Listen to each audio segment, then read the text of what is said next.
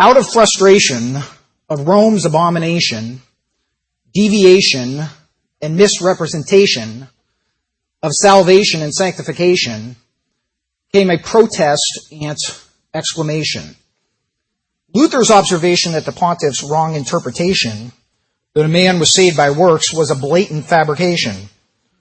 By the law is condemnation and damnation. Martin wrote his explanation in lengthy proclamation. Paul taught a new dispensation. Works are not the means of justification. By grace through faith is man's salvation. This led to condemnation. Rome cried, insubordination. We must have interrogation. Let's use intimidation. So Luther's proclamation met altercation and tribulation. The result was excommunication. And then the Protestant Reformation. Tyndale cared for the plowboy's sanctification and edification.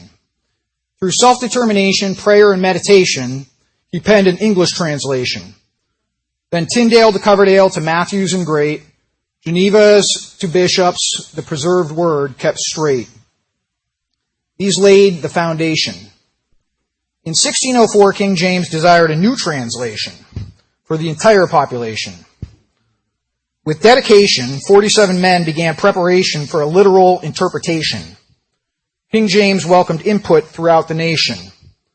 No financial compensation. Their only motivation was the word's publication.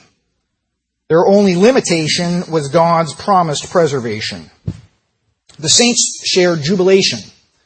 The word had magnification, exaltation across the nation from Genesis to Revelation.